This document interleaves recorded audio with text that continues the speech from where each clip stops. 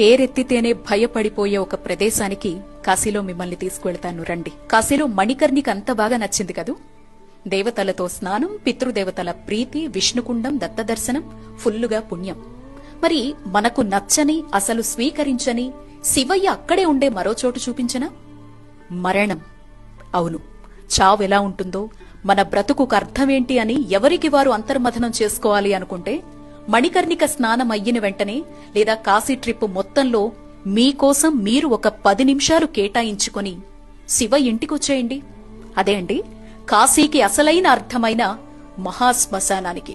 గుట్టలు గుట్టలుగా శవాలు, ఎప్పటికీ ఆరని చితిమంటలు, వికృత రూపాల్లో కాటికాపర్లు, అక్కడే జపతపాల్ని చేసుకునే సాధువులు, శరీరంలో ఏ అవయవం తనకి రోజు ఆహారంగా మారుతుందా అని వెతికే సునకాలు, మృతదేహంపై వేసిన దండలే ఆహారంగా బ్రతుకుతున్న గోవులు, చితిమంటల్నే చలిమంటలుగా భావించేవారు కొందరైతే చితి నిప్పునే వంటపొయ్యిగా బ్రతికేవారు ఇంకొందరు.